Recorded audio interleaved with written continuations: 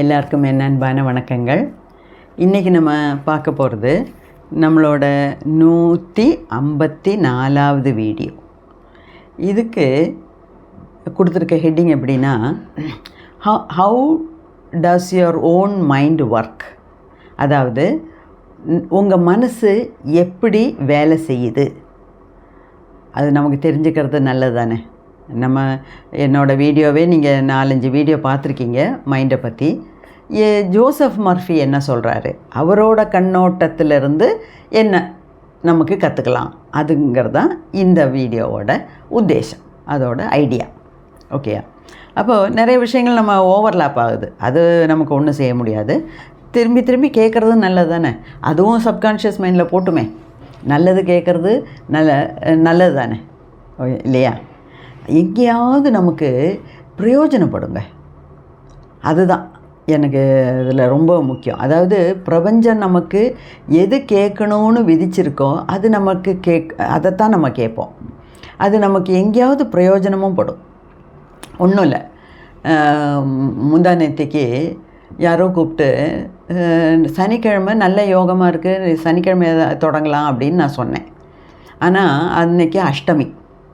அப்போ அவங்க திரும்பி கேலண்டரை பார்த்துட்டு, பஞ்சாங்கத்தை பார்த்துட்டு, அன்றைக்கி தொடங்க மாட்டேன் நான், நீங்கள் சொன்ன மாதிரி, ஏன்னா அன்றைக்கி அஷ்டமி அப்படின்னாங்க.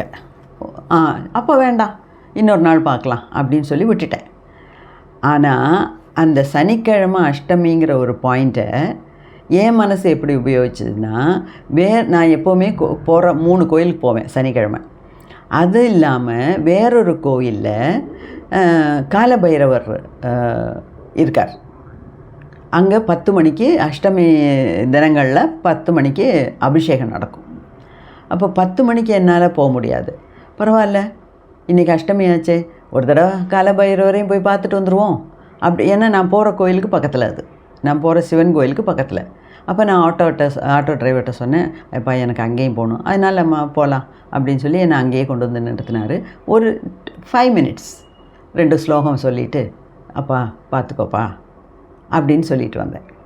ஸோ நீங்கள் என்ன உங்கள் காதில் விழுந்தாலும், நீங்கள் என்னென்ன இங்கே கேட்குறீங்களோ, வீடியோவில் கேட்குறீங்களோ, அது எங்கேயாவது ஒரு இடத்துல உங்களுக்கு பிரயோஜனப்படும். அதனாலேயே சந்தோஷமாக கேளுங்க, சந்தோஷமாக கேட்டு அதை புரிஞ்சு உள்வாங்கி வச்சுக்கோங்க. ஓகேயா? இப்போ இதில் என்னென்னா, அப்போது நம்ம சப்கான்ஷியஸ் மைண்டுங்கிறது நம்மளோட இமோஷன்ஸ் எல்லாம் சேர்த்து வைக்கிற இடம். இமோஷன்ஸ்னால் என்ன? நம்மளோட ஃபீலிங்ஸு, நம்மளோட உணர்ச்சிகளை எல்லாம் தேக்கி வைக்கிற இடம் தான் நம்ம சப்கான்ஷியஸ் மைண்டு. ரெண்டாவது, ஒரு தடவை அந்த சப்கான்ஷியஸ் மைண்டுக்குள்ளே ஏதாவது போயிடுச்சுன்னா உடனே அது அந்த பாயிண்ட்டை வச்சு ஒர்க் பண்ண ஆரம்பிக்கும். இப்போ நம்ம கான்ஷியஸ் மைண்டு ஏதோ ஒரு ஐடியாவை நினச்சி உள்ளே போட்டுருச்சுன்னா, சப்கான்ஷியஸ் மைண்ட் உடனே அதை உள்வாங்கி அதுக்கேற்ற மாதிரி ஒர்க் பண்ண ஆரம்பிக்கும்.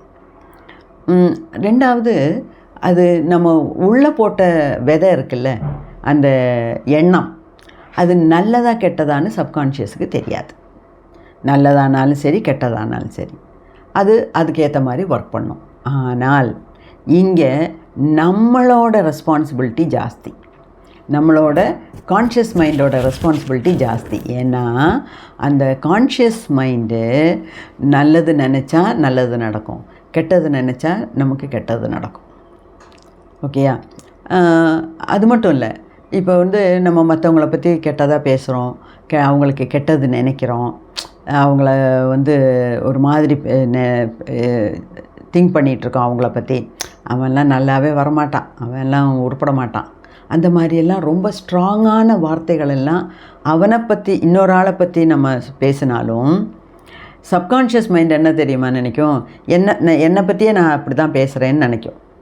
ஓகே, இதுதானா, அப்போ அந்த வழியில் நம்ம ஒர்க் பண்ணுவோம் அப்படின்னு நினைக்கும். அப்போது ஒருத்தன் நல்லா வரமாட்டான், நல்லா இருக்க மாட்டான், உருப்பட மாட்டான், அந்த மாதிரியெல்லாம் சொன்னோம்னா நம்மளையே அந்த உருப்படாத மாதிரி வச்சிரும். அதனால தான் சொல்கிறது, ரொம்ப ரொம்ப ரொம்ப கேர்ஃபுல்லாக நம்ம ஒர்க் பண்ணோம், நம்ம கேர்ஃபுல்லாக நம்ம இருக்கணும். நம்ம எந்த நினைப்பு வந்தாலும் அதை ரொம்ப கேர்ஃபுல்லாக கைகாரியம் பண்ணணும், ஹேண்டில் பண்ணணும். அதான் how does the mind work அப்படின்னு சொல்கிறாரு. அப்போது நம்மளோட எண்ணங்களுக்கு அதீதமான வலிமை உண்டு. ஓகேயா? அதுதான் ரொம்ப முக்கியம்.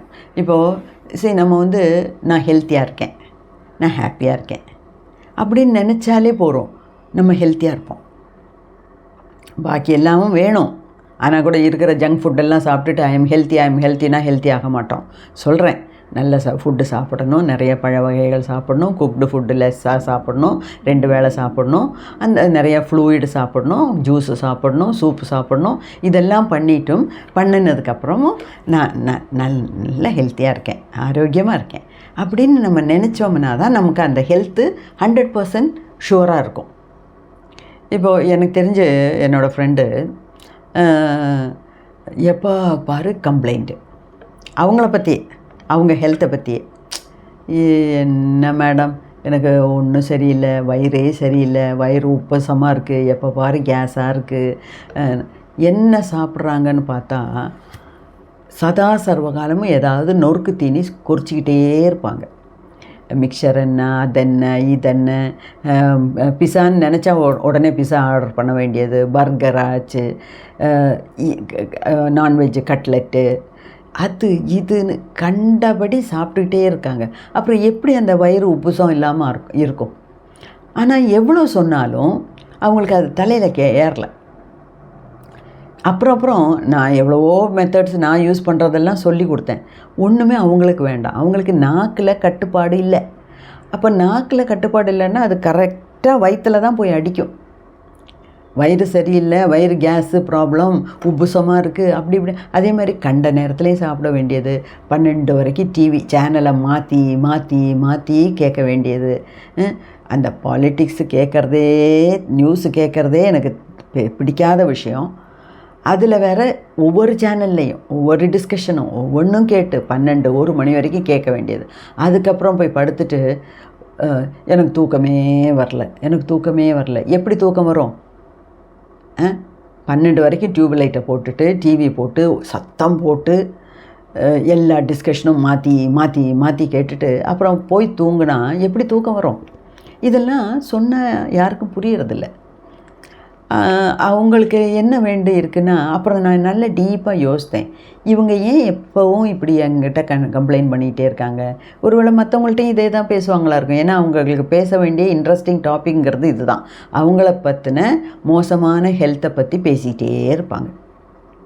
அப்புறம் எனக்கு தோணுச்சு, அவங்க இப்படி பேசுகிறதுக்கு காரணம் அவங்களுக்கு அவங்கள பற்றி நம்ம பச்சாதாபப்படணும், அதுதான் அவங்க எதிர்பார்க்கறது. மற்றபடி நல்ல சாப்பாட்டுக்கு உண்டான ரெசிப்பியோ, சூப்பு பண்ணுறதுக்கான ரெசிப்பியோ, எப்போ சாப்பிடணும் எப்போ சாப்பிடக்கூடாதுங்கிற டிப்ஸோ எதுவுமே அவங்களுக்கு தேவையில்லை. அவங்களுக்கு வேண்டியதெல்லாம் செல்ஃப் பிட்டி, பச்சாதாபம். அப்படியாம்மா, வயிறு வலிக்குது, வயிறு கேஸாக வருது, அப்படியா, இப்படி சொன்னால் அவங்களுக்கு திருப்தி. அப்போது அவங்க ஹெல்த்து போகிறதுக்கு காரணம் ஜங்க் ஃபுட்டு சாப்பிட்றது, சதா சர்வகாலம் சாப்பிட்றது மட்டும் இல்லை, மோர் ஸோ வித் த மைண்டில் இப்படி நினைக்கும்போது எப்படி உடம்பு நல்லாயிருக்கும்? சிலவங்களெல்லாம் திருத்தவே முடியாது. அதனால் அப்படியே அவங்களோட சேர்ந்து ஜால்ரா போட்டுக்கிட்டே போக வேண்டியதுதான். என்ன பண்ண முடியும்? நமக்கு மனசாட்சிக்கு எதிராக வேலை செய்ய வேண்டியிருக்கு. நான் எதுக்கு சொல்கிறேன்னா, அவங்களோட அந்த திங்கிங் ப்ராசஸ், அந்த தாட் ப்ராசஸ் அவ்வளோ மோசமாக மட்டமாக இருக்குது. அப்போ நம்மளால் ஒன்றும் செய்ய முடியாது. முதலெல்லாம் நான் நிறைய வருத்தப்படுவேன், ஐயோ பாவம் இப்படி கஷ்டப்படுறாங்களே இப்படி. அப்புறம் தான் தெரிஞ்சுது சரியில்லை. அதனால் இப்போல்லாம் அதெல்லாம் விட்டுட்டேன். இப்போ அது எதுக்கு ஒரு எக்ஸாம்பிளாக சொல்கிறேன்னா, நம்ம எப்படி நம்ம ஹெல்த்தியாக சாப்பிட்டு ஹெல்த்தியாக நம்ம ஃபீல் பண்ணணும், ஹாப்பியாக இருக்கேன் அப்படின்னு சொன்னால் தான் அந்த சப்கான்ஷியஸ் மைண்டுக்கு அது புரியும். ஓகேயா? ஸோ நம்ம எப்படி நம்ம மைண்டை ஒர்க் பண்ண வைக்கணுங்கிறது நம்ம கையில் தான் இருக்குது. Take charge of your thoughts, அதுதான் முக்கியம். ரெண்டாவது, இப்போது இதெல்லாம் நம்ம எது நினச்சாலும் அது நம்ம பிரெயின் செல்ஸில் அது ஒரு பதிவை உண்டாக்குது. இப்போது ஒரு சின்ன சப்பாத்தி மாவு குழச்சி வச்சுருக்கோம், பாலாக உருட்டி வச்சுருக்கோம். அதில் இப்போது நம்ம பெருவிரலை வச்சு அமுக்குறோன்னு வச்சுக்கோங்க. அது அப்படியே குழிஞ்சு அது ஒரு பதிவை உண்டாக்குது, ஒரு இம்ப்ரெஷனை உண்டாக்குது. அது மாதிரி தான் நம்ம எதெல்லாம் நினைக்கிறோமோ அதெல்லாம் பதிவுகளாக நம்ம பிரெயின் செல்ஸில் போய் உட்காந்துக்குது. அது கொஞ்சம் கொஞ்சமாக கீழே இறங்கி சப்கான்ஷியஸ் மைண்டுக்குள்ளேயும் போய் ஒர்க் பண்ணுது. ஸோ நம்ம எல்லா விதத்துலேயும் கேர்ஃபுல்லாக இருக்கணும். ஓகே, நம்ம தாட்ஸு, நம்மளோட எண்ணங்களை பொறுத்த வரைக்கும் பல கோணங்களில் சிந்தித்து நல்லது மட்டுமே சிந்திக்கணும். ஓகேயா? ரெண்டாவது, அதான் வேறு ஒன்றும் இல்லை, இப்போ டக்குன்னு எனக்கு ஞாபகம் வருது. அதாவது அஷ்டவக்ர கீதையில் ஜனகனுக்கு அஷ்டவக்ரர் சொல்லுவார், நீ முதல் காரியம் நீ முக்தன்னு நீ எனக்கு முக்தி கிடைக்குமா, எனக்கு அதில் டவுட்டு, இதில் டவுட்டு, அதெல்லாம் இருக்கட்டும். ஆனால் ஃபஸ்ட் ஆஃப் ஆல் நான் முக்தன் அப்படிங்கிற நினப்பு உன் மனசில் வரணும். அதுக்கப்புறம் தான் நீ முக்தி வழியை தேடி போக முடியும். அப்போ நம்ம ஒவ்வொருத்தவங்களும் எனக்கு முக்தி கிடைக்கும், ஏன் கிடைக்காது? முக்தானந்தாவுக்கு கிடச்சிருக்கு, நித்யானந்தாவுக்கு கிடச்சிருக்கு, எத்தனையோ மகான்களுக்கு கிடச்சிருக்கு. நான் அவங்கள மாதிரி நானும் ஹார்ட் ஒர்க் பண்ணேன்னா எனக்கும் கிடைக்கும். நானும் முக்தன் தான். முக்தி அடையிறதுக்கு உண்டான எல்லா தகுதிகளும் எனக்கும் உண்டு அப்படின்னு நம்ம நினைக்கணும். ஓகே, அப்புறம் இந்த மாதிரி நம்ம நினச்சோம்னா நம்ம சப்கான்ஷியஸ் மைண்ட் என்ன பண்ணோன்னா, நம்ம உடம்பில் நமக்குன்னு உண்டான அபரிமிதமான பவர், அபரிமிதமான சக்தி, அபரிமிதமான அறிவு, ஞானம், இதெல்லாம் நமக்குள்ளே புதைஞ்சு கிடக்கு. அது எல்லாத்தையும் எடுத்து சப்கான்ஷியஸ் மைண்டு வேலை செய்ய ஆரம்பிக்கும். ஓகே, அப்போ இந்த மாதிரியான அந்த அபரிமிதமான சக்தி நம்ம சப்கான்ஷியஸ் மைண்டுக்கு உண்டு. எப்படி அது வந்ததுன்னா, ஏன்னா நமக்கே உண்டு. அது நமக்கு உண்டுன்னு சொன்னாலும் நம்ம சப்கான்ஷியஸ் மைண்டுக்கு உண்டுனாலும் ரெண்டும் ஒன்று தான். ஓகேயா? அப்படி இருக்கும்போது அப்படியெல்லாம் செஞ்சு தான் சப்கான்ஷியஸ் மைண்டு நம்மளோட பிரார்த்தனைகளை எல்லாம் நிறைவேற்றி கொடுக்குது. ஆனால் அந்த பிரார்த்தனை நிறைவேற டைம் உடனே கிடைக்கலாம், ஒரு நாளில் கிடைக்கலாம், 10 நாளில் கிடைக்கலாம், 10 வருஷத்துக்கு அப்புறம் கிடைக்கலாம், கிடைக்காமலும் போகலாம். ஓகே, அது அந்த மாதிரி. அப்புறம் இதில் இந்த சைக்காலஜிஸ்டோட மனோதத்துவ நிபுணர், சைக்காலஜிஸ்ட்னால் மனோரீதியாக ட்ரீட்மெண்ட் கொடுக்குற மருத்துவர், சைக்காலஜிஸ்ட். சைக்காலஜி படித்தவங்களையும் சைக்காலஜிஸ்ட்டும்பாங்க. ஆனால் இந்த மருத்துவர்ங்கிறபோது சைக்கியாட்ரிஸ்ட்டும்பாங்க. சைக்காலஜிஸ்ட்டுக்கும் சைக்கியாட்ரிஸ்ட்டுக்கும் வேறு வித்தியாசம் உண்டு. அதாவது சைக்காலஜி படித்து மற்றவங்களோட மனசை புரிஞ்சு அதுக்கேற்ற மாதிரி பண்ணுறவங்க சைக்காலஜிஸ்ட்.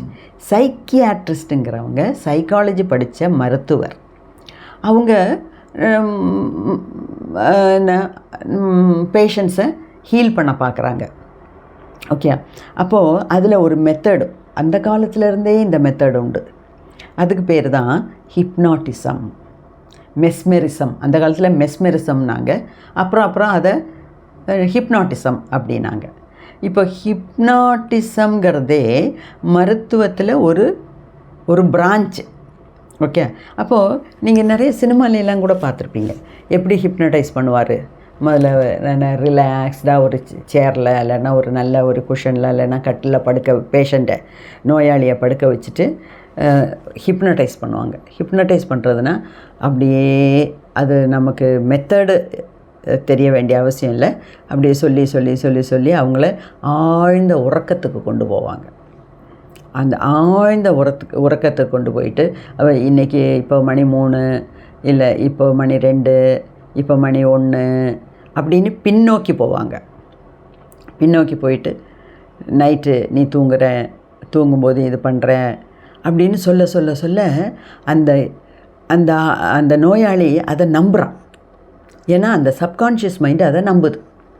நீ நெப்போலியன் மாதிரி, நீ மகாவீரன் அப்படின்னா அந்த ஹிப்னடைஸ்டு பண்ணுற டைமு வரைக்கும் அந்த நோயாளி தன்னை நெப்போலியன் மாதிரியே நினச்சிப்பார்.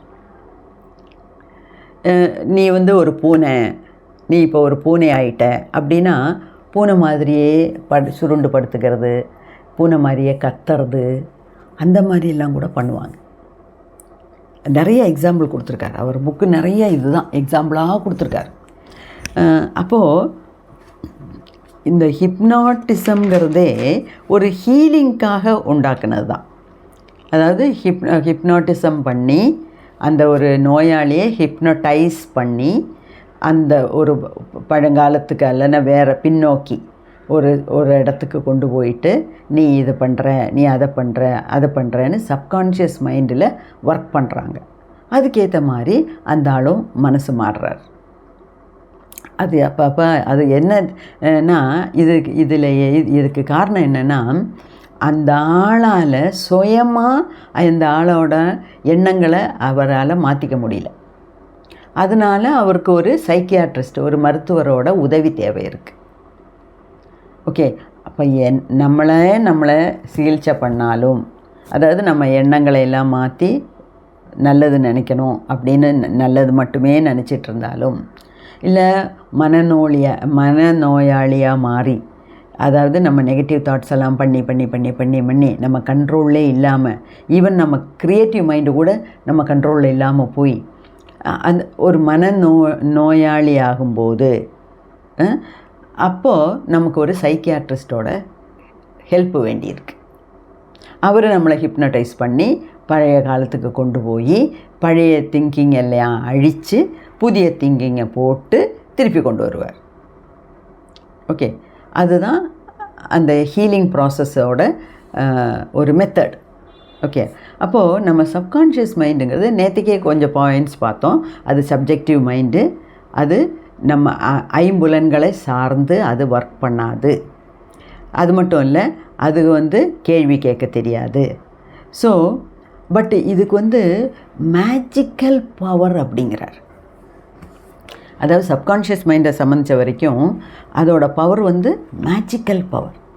நம்ம நினைக்கிறத விட ஜாஸ்தி அது நமக்கு நடத்தி காட்டும். ஓகே, அது மட்டும் இல்லை, அது இன்ட்யூஷனில் வேலை பண்ணும். இன்ட்யூஷன்னா என்ன? நம்மளை அறியாமல் உள்ள ஒரு இது. இப்போ நம்ம காரில் வேகமாக போகிறோம், இவ்வளோ வேகமாக போகக்கூடாது, இங்கே போகிறோம் ஆக்சிடெண்ட் ஆகும் அப்படின்னு மனசு சொல்லுது. அப்போ மரியாதையாக காரோட வேகத்தை குறைச்சா நல்லது, இல்லைன்னா அது கட்டாயமாக அங்கே போய் ஆக்சிடெண்ட்டில் போய் நிற்கும். நல்லதுக்கும் சரி கெட்டதுக்கும் சரி. இன்ட்யூஷன், உள்ளேருந்து ஒரு சத்தம் நமக்கு மனசு சொல்லும், பாரு இது நடக்க போகுது, இப்படி இருந்தானா இது நடக்கும், அதனால் அதை மாற்றிக்கோ அப்படின்னு. அப்போ நம்மளோட சாமர்த்தியம் அதை உடனே கேட்டு புரிஞ்சு டக்குன்னு நம்ம மாற்றிக்கணும். அது மட்டும் இல்லை, இந்த நம்ம சப்கான்ஷியஸ் மைண்டுங்கிறது நம்மளோட ஞாபகங்கள், பழையதெல்லாம் ஸ்டோர் பண்ணி வச்சுருக்க ஒரு கலவரை, பெட்டகம் அப்படி. இந்த ஜென்மத்தில் பழசு நடந்தது ஒன்று மட்டும் இல்லை, போன ஜென்மத்தில், அதுக்கு முந்தின ஜென்மத்தில் நடந்ததெல்லாம் கூட நிறைய நம்ம இந்த சப்கான்ஷியஸ் மைண்டில் சேர்த்து வச்சுருக்கோம். ஓகே, அது ஒன்று. அப்புறம் இந்த சப்கான்ஷியஸ் மைண்டு எப்போ ஒர்க் பண்ணும்? 24 மணி நேரமும் ஆக்டிவ் தான். ஆனால் நம்ம தூங்கும்போது ரொம்ப ஜாஸ்தி அது தலையெடுத்து ஒர்க் பண்ண ஆரம்பிக்கும். அது மட்டும் இல்லை, தூரத்தில் நடக்கிற விஷயங்கள், தூரத்தில் உண்டாகிற சப்தங்கள், ஓசைகள், இதெல்லாம் இந்த நம்ம சப்கான்ஷியஸ் மைண்டுக்கு புரியும், கேட்கும். அது மட்டும் இல்லை, இந்த ஆஸ்ட்ரல் ட்ராவல்ங்கிறாங்கல்ல, அதாவது நம்ம டீப்பாக ஸ்லீப்பில் ஆழ்ந்த உறக்கத்தில் இருக்கும்போது நம்மளோட ஆஸ்ட்ரல் பாடியும் நம்ம இந்த சப்கான்ஷியஸ் மைண்டும் தான் ஒன்றா சேர்ந்து வெளியே போகுது. இப்போது நம்ம படுத்துட்ருக்கோம். இப்போ நம்ம முன்னாடி சொன்னார்ல ஜோசப் மர்ஃபி, அதாவது அந்த காலத்திலேருந்தே சாதனையாளர்கள் எல்லாம் சாதித்ததெல்லாம் அவங்களோட சப்கான்ஷியஸ் மைண்டை உபயோகித்து தான் அப்படின்னு சொன்னார் இல்லையா? அதே மாதிரி இப்போ நமக்கு இப்போது வேறு தூரத்தில் ஒரு இடத்துல ஒரு மீட்டிங் நடக்குது. ஒரு டிஸ்கஷன் நடக்குது, நமக்கு அங்கே போகவே முடியல, அந்த மீட்டிங்கில் கலந்துக்க முடியல, அது ரொம்ப இம்பார்ட்டன்ட் மீட்டிங், ஆனால் நமக்கு போக முடியல. அப்போ அங்கே என்ன தான் நடக்குது, எங்கே அது என்னவா இருக்கும் அப்படின்னு தெரிஞ்சுக்கிற ஒரு ஆசையில் அதை பற்றியே நினச்சிட்டு நம்ம தூங்கிட்டோன்னு வச்சுக்கோங்க. தூக்கத்தில், நம்ம ஆழ்ந்த உறக்கத்தில் இருக்கும்போது நம்ம ஆஸ்ட்ரல் பாடி அந்த சப்கான்ஷியஸ் மைண்டோடு சேர்ந்து வெளியே போய் அந்த இடத்துல போய் அங்கே என்ன நடக்குதுங்கிறத கண்டுபிடிச்சி திருப்பி கொண்டு வந்து நமக்கு சொல்லும். அவ்வளவு பவர்ஃபுல் அது. அதுதான் அப்படி தான் இந்த தெரியாத புதிர்களுக்கெல்லாம் விடைகள் கண்டுபிடிச்சது இந்த மாதிரி மெத்தடு தான். நிறைய புதிர்கள், இது ஏன் இப்படி சயின்டிஸ்ட்டு, விஞ்ஞானிகள், மெய்ஞானிகளுக்கு அவங்களுக்கெல்லாம் நிறைய விஷயம் புரியாததெல்லாம் அவங்க புரிஞ்சு மக்களுக்காக எடுத்து சொல்லிட்டு போயிட்டாங்க. எப்படி எடுத்து சொன்னாங்க, எப்படி அவங்களுக்கு புரிய வந்ததுன்னா by using their subconscious mind. அந்த மாதிரி அதே மாதிரி இந்த சப்கான்ஷியஸ் மைண்டு நல்லா ஒர்க் பண்ணுறவங்களுக்கு மற்றவங்க முகத்தை பார்த்தாலே அவங்களுக்கு மனசுக்குள்ளே என்ன ஓடுதுன்னு தெரியும். இப்போது நம்ம அம்மாக்களுக்கெல்லாம் தெரியும், இந்த குழந்தை ரொம்ப சேடாக வருதான் ஸ்கூலில் இருந்து, ஏன் இன்றைக்கி மார்க் வாங்கலையா, டீச்சர்ட்ட அடி வாங்கினியா, திட்டு வாங்கினியா, ஏன் முகம் வாடி இருக்குது அப்படின்னு கேட்குறோம் இல்லையா. அதெல்லாம் ரொம்ப சின்ன லெவல். ரொம்ப டீப்பாக போனோம்னா மற்றவங்க மனசில் இருக்கிறத கூட இவங்களால் புரிஞ்சுக்க முடியும். நம்ம இயேசு கிறிஸ்து பண்ண ஜீசஸ் கிரைஸ்ட்டு நிறைய ஹீலிங் பண்ணியிருக்கார். அதெல்லாம் அவருக்கு அந்த சப்கான்ஷியஸ் மைண்டில் அற்புத சக்திகள் என்னன்னு அவருக்கு ஏற்கனவே புரிஞ்சது. அதை வச்சு தான் அவர் மற்றவங்களையெல்லாம் ஹீல் பண்ணார். ஆதிசங்கருக்கு, நம்ம விவேகானந்தர் கூட அப்பப்போ அப்படி காமிச்சிருக்காரு. மைண்டை பற்றியெல்லாம் நிறைய சொல்லியிருக்கார். நம்மளோட மகா பெரியவா, சங்கர மடத்து மகா பெரியவா, ஒன்றும் நம்ம சொல்ல வேண்டாம். அந்த மடத்தில் போய் கொஞ்சம் தூரத்தில் உட்காந்து அவர் கண் பார்வைப்படுற மாதிரி எங்கேயாவது உட்காந்து நம்ம பாட்டுக்கு பிரார்த்தனை பண்ணிகிட்டு இருந்தால் போகிறோம். அவருக்கு புரியும் நம்ம எதை பற்றி நினச்சி வந்திருக்கோம், எதுக்கு விடை கேட்குறதுக்காக வந்திருக்கோன்னு அவரே நம்மளை கூப்பிட்டு சொல்லுவார். இப்படி நடந்துச்சா, அப்போ இது பண்ணு அப்படின்னு நம்ம ஒன்றுமே சொல்ல வேண்டாம். அப்போ இந்த மாதிரி மகான்களுக்கெல்லாம் அந்த சப்கான்ஷியஸ் மைண்டோட பவர் தெரியும். அதை எப்படி யூஸ் பண்ணுறதுன்னு அவங்களுக்கு தெரிஞ்சிருக்கும். அதே மாதிரி இந்த ஒரு கவரில் உள்ளே ஏதோ ஒன்று எழுதி உள்ளே போட்டிங்க, அவங்களால அதை படிக்க முடியும். ஒரு பாக்ஸில் கொஞ்சம் பணம் வச்சுருக்கீங்க, பாக்ஸை திறக்காமலே அவங்களால அதுக்குள்ளே எவ்வளோ இருக்குதுன்னு சொல்ல முடியும். அவ்வளோ பவர்ஃபுல் நம்ம சப்கான்ஷியஸ் மைண்டு. அப்போது அதுலேருந்து நமக்கு என்ன புரியுது, அதுக்குள்ளே போடுற ஒவ்வொரு எண்ணமும் ரொம்ப கரெக்டாக இருக்கணும். அதுக்கு தான் மற்றவங்களுக்கு கூட, உன்னோட எதிரிக்கு கூட கெடுதல் நினைக்காத அப்படிங்கிறாங்க. ஏன்னா நீ நாசமாக போ, நீ அப்படி போ, இப்படி போ, நீ உருப்படவே மாட்டேன். குழந்தைங்களை திட்டும்போது கூட உருப்படாத ஜென்மம், இது உருப்படாது அப்படிங்கிற வார்த்தைகள்லாம் உபயோகிக்கவே கூடாது, யூஸ் பண்ணவே கூடாது. நெகட்டிவாக நம்ம என்ன பேசினாலும் நினச்சாலும் நம்ம சப்கான்ஷியஸ் மைண்ட் என்ன நினைக்கும், நான் தான் உருப்படாமல் இருக்கேன், நான் தான் உருப்பட மாட்டேன் போல இருக்குது, ஏன்னா அப்படியே ஒர்க் பண்ணுவோம். ஏன்னா அதுக்கு திங்கிங் கெப்பாசிட்டி கிடையாது, அதை வச்சு வேலை பார்க்க. அப்போ அவன் உருப்படாமல் போகிறானோ இல்லையோ, நம்ம உருப்படாமல் போயிடுவோம். ஓகே, ஸோ நம்ம ரொம்ப ரொம்ப ரொம்ப கேர்ஃபுல்லாக இருக்கணும். இப்படி தான் நம்ம மனசு ஒர்க் பண்ணுதுங்கிறத தெரிஞ்சுக்கிறதுக்கு அவசியம், ரொம்ப கட்டாயமான ஒரு விஷயம். ஸோ நம்ம நல்லதை மட்டுமே விதைப்போம். திணையை விதைத்தவன் திணையை அறுப்பான், வினை விதைத்தவன் வினை அறுப்பான் அப்படின்னு சொன்னதெல்லாம் சும்மா கிடையாது, அதெல்லாம் அர்த்தத்தோடு பேசியிருக்காங்க. ஸோ நம்மளும் அதெல்லாம் புரிஞ்சுக்கிட்டு நம்ம வாழ்க்கையை நடத்துவோம், முன்னேறுவோம். இதில் ஏதாவது நம்ம இது வரைக்கும் நம்ம தெரிஞ்சோ தெரியாமலோ அறிஞ்சோ அறியாமலோ தப்பான விஷயங்களை நம்ம சப்கான்ஷியஸ் மைண்டுக்குள்ளே போட்டிருந்தோம் இவ்வளோ நாள். இப்போ தானே இதை பற்றி தெரியுது, இவ்வளோ நாள் எனக்கு இவ்வளோ டீப்பாக தெரியலையே அப்படின்னு இருந்ததுன்னா அதுக்கும் ஒரு வழி இருக்குது. அந்த ஆழ் மனசுக்குள்ளே போய் அந்த தப்பான நெகட்டிவ் எண்ணங்களை எல்லாம் வெளியே எடுத்து தூர போட்டுட்டு அந்த இடத்துல நல்ல எண்ணங்களை நிரப்பணும்.